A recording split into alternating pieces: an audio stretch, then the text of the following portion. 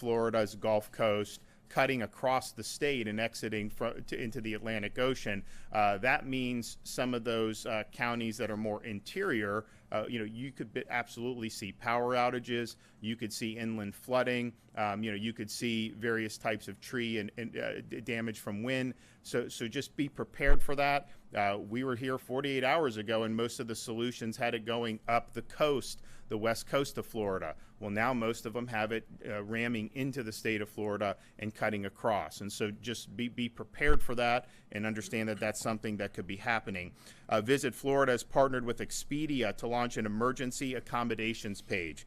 Anyone who has been ordered to evacuate can use this page to find available accommodations in other areas of the state by visiting expedia.com/Florida. Again, expedia.com/Florida. We have about 2.5 million Floridians that are currently under some type of an evacuation order.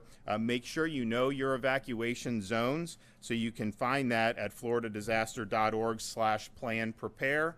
floridadisaster.org/plan-prepare. And of course, if you are called upon to evacuate, make sure you take care of your pets. Don't leave your pets behind when you're evacuating. There's pet-friendly shelters. There's things that can be done to take care of pets. We want to make sure. So there is information about planning for your pet at floridadisaster.org/plan-prepare.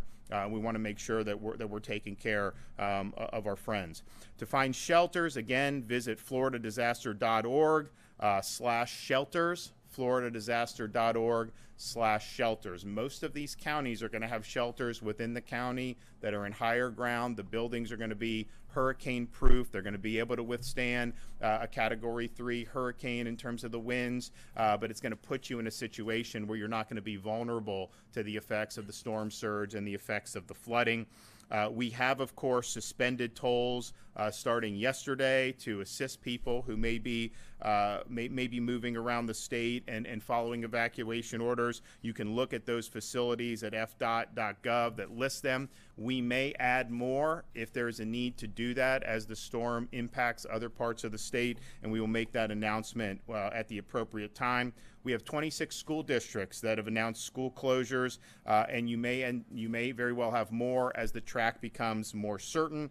If you want the most updated school information, go to fldoe.org/storminfo, fldoe.org/storminfo. We have 5,000 National Guardsmen that are activated. We've got 2,000 additional Guardsmen from other states, and I know Jim's been talking with other states, to help us with even more assets. We do have our urban search and rescue teams activated. We have 3 additional teams on standby, ready to deploy. Our FWC has officers placed in every county in anticipation of heavy rains and flooding. And you will see heavy rains in parts of the state that are not necessarily on Florida's Gulf Coast. We also have high water vehicles and shallow draft boats that are ready for immediate deployment to the affected areas. We also have FWC's aviation section placed on standby, and it's ready. All appropriate aircraft are ready for deployment for search and rescue and post-storm damage assessments as needed. FHP has implemented their 12-hour shifts. They've mobilized additional state troopers to the Gulf Coast. And, of course, our partners in the U.S. Coast Guard are standing by and are able and willing to assist. We do report today 100% of operating long-term care facilities do have a generator on site. Of course, we have a state of emergency for all 67 counties. We are going to keep that in place. I think if you look at the tracks that have come out this morning, the chance that you have major impacts in Northwest Florida, of course, have declined. But we also understand there's going to be people that are going to be evacuating, and we want to give every county flexibility to help their fellow Floridians. We have issued the waivers of weights for commercial trucks. We want the fuel and the resources continuing to come into the state. We've spoken with our partners there. They're going to keep doing it until it's no longer safe to do so, because they understand how important it is. We do have emergency refills of maintenance prescriptions. Those are authorized for another 30 days. And we now have 28,000 across the state between our investor-owned utilities, our municipal utilities, and our rural electric co-ops. More than 28,000 linemen are staged for power restorations across the state of Florida. And we understand as the storm hits and passes, the need to be able to restore power as soon as possible for as many Floridians as possible. Make sure you're executing your plan. This is imminent. We appreciate everybody in our counties who've worked very hard to execute their plans. Kevin will talk a little bit more about from the DEM perspective, but we've had about 500 requests for assistance from our counties. The state has fulfilled 466. Some others are on the way, and some will be fulfilled. They just can't be fulfilled until the storm actually hits. We mentioned sending medical professionals to Hillsborough County Special Needs Shelters. We sent another 120 to surrounding counties. We do have our logistical staging area in Polk County, and we will have additional staging later today. 300 ambulances supporting special needs evacuations have been deployed. Hundreds of generators and pumps have been staged, primarily in the Tampa area. And of course, pre-landfall food and water has been staged for Tampa Bay region. Now, as the track has moved a little bit more to where you have potentially greater impacts in Southwest Florida. I mean, we knew you were going to get storm surge all along. I mean, it's just the nature of a storm this big. However, Kevin is going to be mobilizing more resources to be able to assist those counties in the southwest portion of the state of Florida. Again, go to floridadisaster.org/get-a-plan to make sure that you have what you need. You know, you still have time today to execute what you need to do. If you're in an evacuation zone, you have time to be able to heed those orders. If you're not, you have time to be able to get whatever supplies that you may need to deal with what's going to happen over the next few days. I would just tell all Floridians who are in the path of this, you know, there's going to be interruptions in things like power. There's going to be interruptions in fuel, maybe interruptions in communications. That is to be expected, so just plan for that. And of course, all these resources are mobilized to try to restore the services as quickly as possible once it's safe to do so. Safety is paramount. When you're talking about storm surge like this, when you're talking about historic flooding, that water is a very, very difficult adversary. You do not want to put yourself in harm's way unnecessarily. So if you're ordered to evacuate, that's a decision based off of what we're seeing with this storm, what your local officials are seeing with the storm, and the potential impacts that could have on your part of the state of Florida. And doesn't mean you need to go all across God's creation to evacuate. Just get to the higher ground, get into a safe structure. We have shelters open in all those counties now at the county level, and we would encourage people to do that. Once the storm passes, you could be able to get back in your home. We'll be able to assess whatever damage may have occurred and be able to make the necessary improvements and rebuild. But we can't unring the bell if you stay and you end up getting washed away with a historic storm surge or get caught in really, really significant flooding. So Kevin Guthrie is going to say a few words, and then we're also going to have Jared Perdue from FDOT give an update on the traffic situation. Thank you, Governor, and good morning. I'm going to start with a bullet point that I actually don't have because it was just sent to me, but the National Hurricane Center is now predicting that landfall will be Venice in 35 hours at 125 miles an hour. So again, Venice in 35 hours at 125 mile an hour, making that a major Category 3 landfalling hurricane. We currently have more, as the governor mentioned, we currently have more than 500 active mission requests from our local partners, and we are working diligently to ensure that all the needs are met. The governor already mentioned that we are starting to move additional contract staff and additional resources into the Southwest Florida area. We do have the 5 urban search and rescue teams that are on standby, and we were moving those again around the state of Florida. I think it's very important to say that Tampa Bay region, you are not out of the woods yet. There is still going to be a storm surge event in the Tampa Bay region. We're waiting on that data to come in to see what those actual numbers are going to be, but you need to continue to heed the warnings that are in place for Pinellas, Tampa, Manatee, Hillsborough. Do not return yet if you have evacuated. Residents can expect power due to anticipated impacts from the storm statewide. We do have telephone companies on standby. We have the big three wireless companies here in our EOC with us. Floridians should be prepared and have a communications plan in place with their families on how they plan to communicate after the fact. During previous hurricanes, the cell towers did go down. We expect them to go down in this particular event. Residents should have alternate ways to communicate with friends, loved ones, and family. It's also important to remember when an evacuation order is issued, you may only need to evacuate tens of miles, as the governor has mentioned already, instead of hundreds of miles. Many people in the Southwest Florida area, your best bet is going to be evacuate across the state. Just go straight across the state to Broward, Miami-Dade, Palm Beach.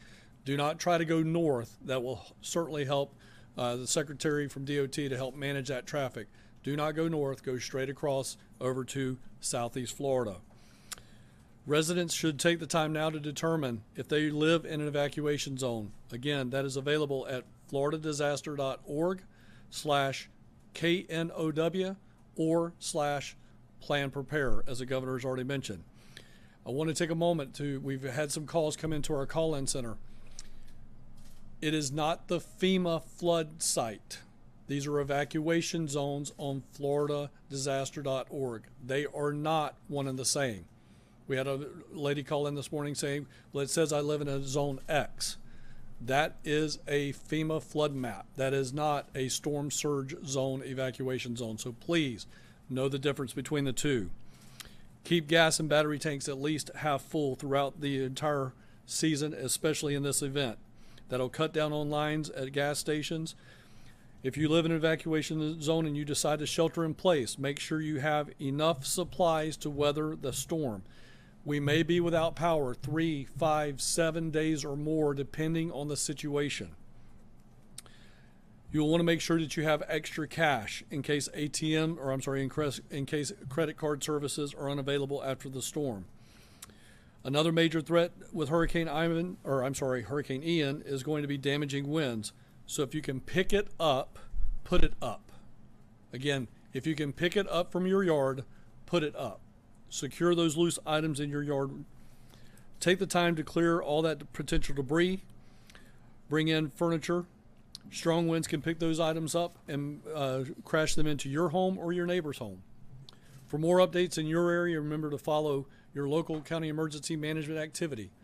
That will be the best source of information at the local level on your evacuations.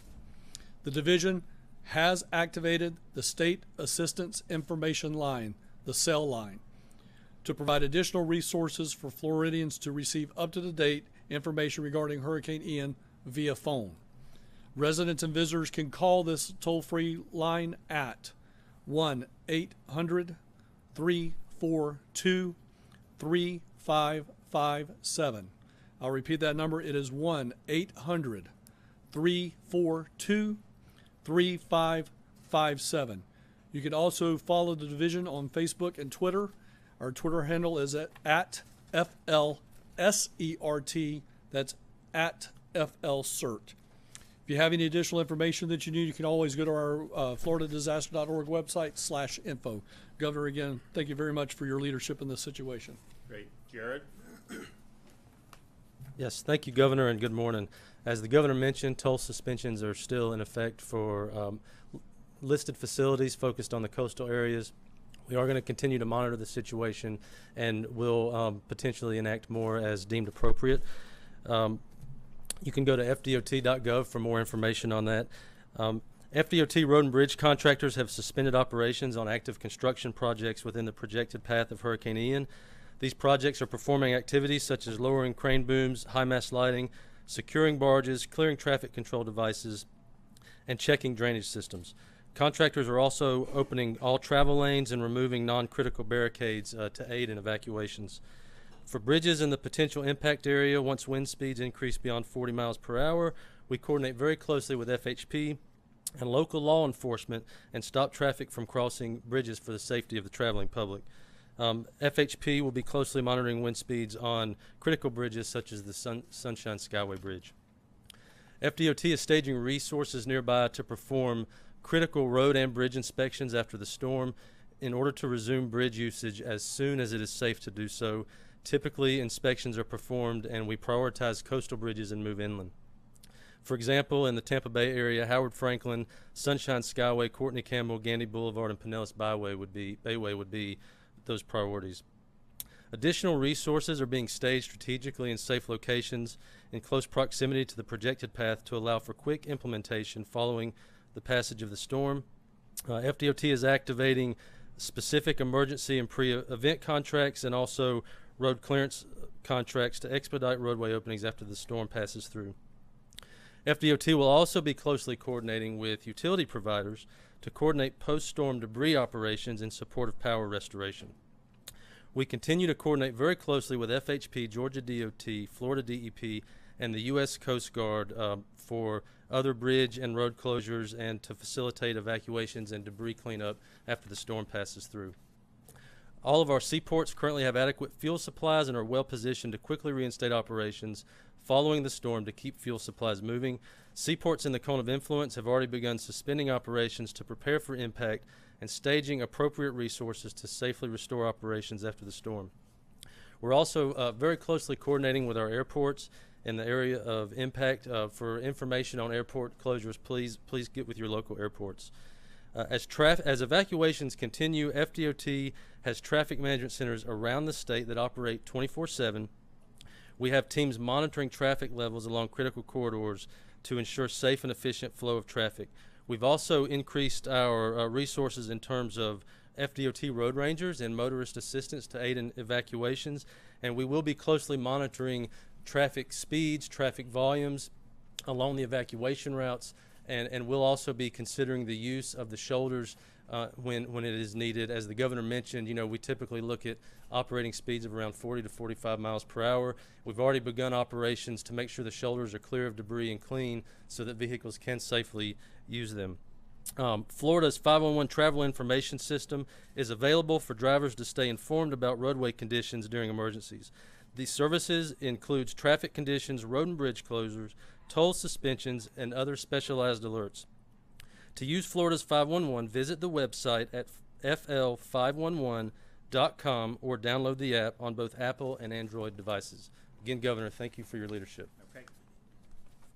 So so that's what the NHC is going to have that at the 11 advisory. That's what we're being advised. Okay, so and we had mentioned, because the models overnight that were coming in were all arriving at solutions in Sarasota area. The National Hurricane Center's 11 a.m. advisory will confirm that with a landfall in the southern part of Sarasota County. Now again, this thing is just getting over Cuba. I mean, there could be more wobbles, and so the idea that the eye is no longer projected to hit Tampa Bay directly does not mean that you will not have major impacts in Tampa Bay. Does not mean that you can't see a wobble going a different direction. I will say, just having watched these runs over the past 96 hours or so, you are seeing the models really, really push more east. And so if you have an impact into a place like Venice, that is going to be a lot of inundation, a lot of surge in places like Charlotte County, places like Lee County, of course Sarasota as well. But what that will also do is likely bring it to cut it across the state of Florida. And so there's different models on that, but a lot of them now have it cutting across and going out into the Atlantic Ocean. So if you're in some of those interior parts of the state of Florida, from kind of up I-4 almost, and some of those things, just anticipate. Now, it's not going to be a Category 3 hurricane by the time it gets to you, but anticipate interruptions, anticipate wind, anticipate a lot of rain. And of course, we have rivers and waterways all throughout the state of Florida, including the interior, that are in danger of overflowing under those circumstances. And so just continue to watch the weather wherever you are in the state of Florida. Heed the advice of your local officials, but this is definitely something that is getting closer and closer. And so act now to do what you need to do to protect yourself and your family. Okay, any questions? Yeah, Governor, worst case scenario, and I think you may have seen Jeff Brandis make some calculations about the insurance impact that citizens could be, which covers 25% of Tampa Bay area, could be, paying out $10 billion. The total cost just for the Tampa Bay area could be $40 billion. Is there some contingency plan in place beyond what the legislature and you approved, to lower the hurricane catastrophe cap? We'll address it. You might use, I mean, we'll address. I mean, we have a cat fund that's flush. We put another $2 billion into kind of an added layer of protection. I would say, though, we are looking at a lot of flood claims. I'm not saying there's not going to be wind damage. I mean, it's a hurricane, so you're likely to see that. But when you're talking about things like Tampa Bay, the danger and why Tampa Bay is so fragile in terms of these types of storms and why people have said that's the one place in Florida that could have the most damage is because that water's got nowhere to go in Tampa Bay. And so you end up with surge, you end up with flooding. In that Tampa Bay area, we have close to 1 million flood policies under the National Flood Insurance Program. We've got about 15,000 private policies. And so most of that is going to end up being an issue for that. Now, of course, there's more that I want to do in terms of the wind insurance, and that'll be something that we're going to address. I mean, look, at the end of the day, we've got to make sure folks are taken care of, and so we will do that, whatever we need to do.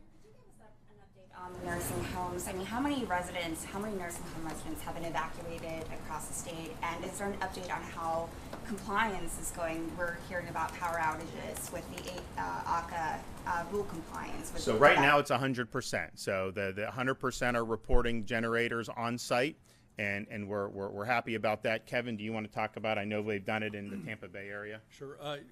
Pinellas County mentioned yesterday that they are evacuating somewhere around the neighborhood of 90 hospital ALFs and nursing homes. We've got similar numbers into the south of the Bay. Obviously, Manatee County doesn't have that many, but all of those counties are getting compliance with evacuation orders. And when and if we have challenges, obviously Secretary Marcella makes some phone calls and we get compliance. So we're getting 100% compliance right now out of the ALF medical nursing home industry, and again they're heeding the evacuation orders. They're evacuating, but again the good news story here, really good news story, is we have 100% compliance with the generator rule. And Kevin will be. He will be moving, I think you already are in the process of surging more of the ambulances down to Southwest Florida. Obviously, we've had a lot staged in Tampa Bay, and there will still be support there. But as you look at the track shifting further south, there's going to be more needs there as a result. And so Kevin is doing that, and I think that's good. As you know, in southwest part of the state of Florida, I mean, we've got a lot of elderly residents, not just in ALFs, but certainly we've got a lot of those facilities in counties like Collier, Lee, and Charlotte. Yes, sir. Maybe a broad question. Do you have a guesstimate on how many people are in these areas that are going to be impacted by the up to 10 feet of storm surge and would need to be evacuated? I mean, do you have a count of like maybe thousands, millions of people? Well, there's under the current evacuation orders, which are probably Pasco down to Collier, would you say? Well, we have not run the numbers on the Fort Myers. Just got out. Okay, so but I mean, but it's over 2 million. Yeah, and so and again, this is not necessarily saying you have to evacuate to another state. It's not saying you have to go to Miami. It's not saying that all those counties have shelters within their counties. The instruction is you're in a vulnerable area to storm surge or flooding, evacuate to higher ground. And if you evacuate to higher ground in a structure that is sound, you're going to be fine. And that's something that we just want people to know. When they say evacuate, that doesn't mean keep traveling until you have no chance of being rained on or have no chance of having any. You don't need to do that. Obviously, it's a free country. People can get in the car and do what they want, but that's not what it means. The impacts as it gets into the state of Florida, if you are not in a low-lying area and you're in a structure that is sound, you're going to be okay when you do that. And so this is Charlie back in I guess 2004. That was like kind of a buzzsaw. It was a Category 4, a lot of wind damage, really destructive in terms of what it did in Southwest Florida. Of course, people thought it was going to hit Tampa, and then it shifted. Obviously, if you have a Cat 3, people say maybe it was. We were hoping it was gonna weaken before it hit landfall. The problem is the further east it's gone, the less time it has to weaken. Nevertheless, what this is really doing, because of the size of the storm is it's kicking up a lot of surge. I mean, those seas, the Gulf is going to be very angry as this comes in, and you're going to see that happen. And so the danger to life and limb is really from that surge and from that flooding, more so than the wind. Obviously, if you're in a mobile home and you have 120 mile an hour winds, I mean, that's going to be a problem, and heed the evacuation orders accordingly. But we've got a lot of Floridians who are in low-lying areas, and when you have storm surge of this magnitude, that can absolutely be life-threatening. We want everyone to be safe. Of course, if there's need for search and rescue, we've got resources. The counties have great resources. The state, National Guard, other states are helping, and we will do that. But just keep in mind that when you're doing that, those first responders are put at risk by going into those situations. So if you can avoid that at the front end by getting to a safer position, that is obviously going to be good, not just for you, but it's also going to be good for the people that may be called upon to go into harm's way. Can you give us an update on the fuel supply? This may be a question for Secretary Perdue, but have y'all considered making all of the lanes eastbound out of Tampa? So I'll let him amplify that, but basically that issue has been studied by the department over about 10 years or so. And what they have determined is that it's more efficient to just expand into the emergency lanes and the shoulders and open those up for more traffic rather than try to make everything going in one direction. I think part of the issue is we need to access it in the other direction to help people and to bring in supplies. But I'll let Jared talk more about it. Yeah, absolutely. What you're referring to would be what we call contraflow, and we have done many studies, and we actually have proven that using the shoulder for emergency evacuations is a successful way to do it. You do need the other side of the facility for continued access for first responders and life safety missions. So, yeah, so we have successful examples of that, and we'll be closely coordinating throughout to make sure traffic continues to flow. And he's going to look. I mean, they will open those lanes once you have less than 40 miles per hour sustained traffic flow. And the places where that would happen would, of course, be I-75 north out of the Tampa Bay area or in Sarasota, but also I-75 going across Alligator Alley. And then, of course, I-4. Someone was showing some stuff about there's some traffic on I-4 last night. And so they're watching that. It has increased. Although I think most Floridians who are familiar with Central Florida know you could be between Tampa and Orlando on I-4 and run into traffic really at any hour of the day. But they are sensitive to that. They will open that up to be able to increase the flow. And basically, as soon as that under 40 happens, then they will do it. But by and large, we've seen an increase on the roads, but you still have flow, and that's monitored on a minute-by-minute basis. Are there areas where there are shortages? Is everything in terms of like fuel supply? Fuel supply, Kevin, you want to address that? I know technically the ports fall under Secretary Perdue, but we did talk to the Ports Council Executive Director, and everything is topped off. Now, at 8 o'clock this morning, West Coast ports were closed by the U.S. Coast Guard, but the port is not closed. It's closed to sea traffic. It is not closed to the fuel racks. So we can still keep getting fuel from those tanks and get that back out into the market. And we're still doing that. That's happening right now at every port on the West Coast, but we are officially closed. But before they closed, they topped everything completely off. And just, as people, of course, the fuel, keep that flowing, get the power back on. I mean, people are going to want to go back to their homes. I mean, there's a lot of people that have been evacuated in, say, Pinellas County. There's more evacuations all the way down the Gulf Coast. When the bridges reach a certain sustained wind, 40 miles an hour they will, FDOT will alert local law enforcement, and they will stop access to the bridge because it's not safe as you get above that. Once the storm passes, the bridges will be open, but they will be evaluated for integrity and safety, because you don't want, if there's something that happened, to put people over bridges that aren't safe. So if you're thinking about someplace like the Tampa Bay area, you have Courtney Campbell, you have Howard Franklin, Gandy, you have Sunshine Skyway. Those are going to be inspected. Jared has people ready to go. The Army Corps has people ready to go. We understand that's a priority, but we also want to make sure that it's safe. The extent that the storm goes more in the Venice area, you're looking at different bridges in and out of Charlotte and Lee County. So you will have, at some point, those will be suspended in terms of people being able to use those. And then once the storm passes, they are going to be evaluated for structural integrity as well. So really from Southwest Florida up into the Tampa Bay area, we've got a lot of bridges getting in and out of these communities, and they're all going to be evaluated, and we want to make sure that they are, if they're safe and still sound, which we anticipate they will be. But this is a significant storm. Some of them that may be a little lower. There'll be water pushing up. So there's just a lot of factors. But that will happen. So just plan on when the storm passes. There may be a short period of time where that is being evaluated, and that's just being done for people's safety. Yep.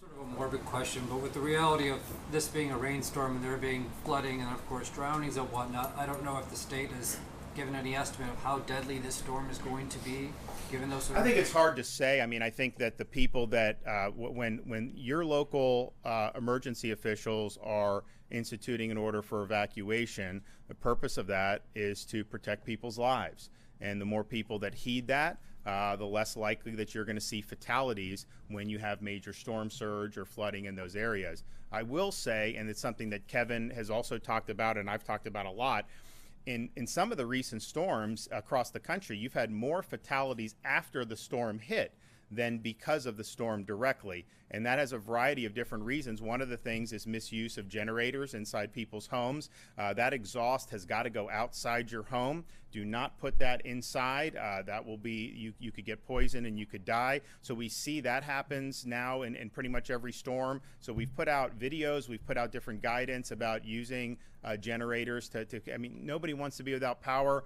Generators can be a great thing to kind of keep a sense of normalcy as you're waiting for other things around you to get back to normal, but you got to use it properly. There's also people will go into some of the standing water that you see. If you have standing water, you could have an electrical cord or something that is in there, and you could get harmed in that way. Driving vehicles when you have a lot of standing water is very, very hazardous. And so we would caution people not to try to drive vehicles through flooded streets. So you see a lot of the things that happen after the storm that have unfortunately caused folks to pass away. So those are things that we're putting guidance out on. But on the front end of the storm, the surge, the flooding, making sure if you are in a vulnerable structure like a mobile home, that you be able to evacuate to a safer structure is very, very important. The General, if I may, given the severity of the flooding we expect, what role do you expect the Guard to play in the aftermath of the storm? Really, it's we're a support role, whatever the Department of Emergency Management needs us to do. It could be everything from security to transportation. Aviation is a big part if we end up in search and rescue kind of scenarios. So, we're kind of the Swiss Army knife of operations. We can be used for whatever the Department of Emergency Management needs us to do. More assets. Can you be more specific about what type of assets maybe y'all are searching for? Yeah, as we do our planning, it kind of changes every day. Yesterday we were looking at the potential even having to do air bridges into the peninsula of St. Petersburg, Clearwater. As the storm moves further south, we think that may not be quite the plan that we need to be looking at. So kind of changes day to day as we see the updates in the hurricane and where it's going to be and what kind of potential damages and missions it might introduce for our forces. So we're constantly reassessing some big things that we're looking for from out of state, additional aviation assets HH-60s, CH-47s, heavy lift capability to be able to move supplies and people and equipment. Search and rescue equipment and supplies also a big part of that. So it really depends. Could be security depending on where we are and what the aftermath looks like as we go through the recovery stages. So we've got transportation's another big one, looking for high water vehicles as well as swift water vehicles if we end up with a flooding event where we're needing to get to folks who can't move by land. So really almost everything that you can imagine that the director might be needing some additional muscle on, will be providing it. Yeah. This might be for Director Guthrie. We keep talking about the flooding and the surge, and it kind of reminds me of what happened with Katrina, where the damage and the threat was more flooding and surge and you know, in advance of that, they got like 80 to 90% of New Orleans evacuated and managed to avoid a lot of serious death. But there were still people on rooftops, people in car. Yeah, yeah.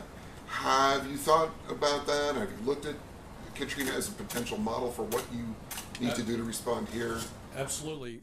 You know, history is past performance, and the best predictor of future performance is past performance. So we certainly look at all of those after action reports and take the best practices from them. And you know, that's one of the reasons that in the last question that was just answered by the general, we're beefing up aviation assets so we can actually go out and do that recon after the disaster happens. So if we have somebody in an island situation, or maybe even on a vehicle rooftop, or even God forbid an actual structure rooftop, these guys can help us locate that, and we can start moving ground assets into that situation. Or if need be, we call in the Coast Guard, and the Coast Guard comes in and starts doing some type of aerial type rescue. So all of those things are true, but again, I want to reiterate what the governor just said. If people will heed evacuation orders, and it goes back to Eric's question, if they heed the evacuation order, I have a 100% guarantee that they will not die from storm surge if they heed the evacuation order. I have a 100% guarantee that they will not have to be rescued off a rooftop if they heed the evacuation order. Where we're at right now is execute your plan, start evacuating if you've been asked to evacuate.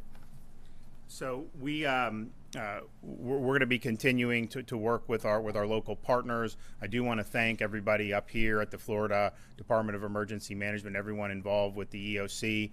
This was something that we saw coming when it was just, I guess, a disturbance off the, coming in there, and we understood the potential. And so we've been working with all the local partners under a state of emergency, and I do really appreciate all the work that they've done. The one thing about Florida, we have to deal with a lot of these threats. It's just something that you do when you live in a kind of a tropical paradise. But we're fortunate we have some of the strongest emergency management professionals in our counties anywhere in the country, and I think that they're doing a great job, and they'll continue to serve the people of their communities well as we weather this over the next many days. Thanks, everybody.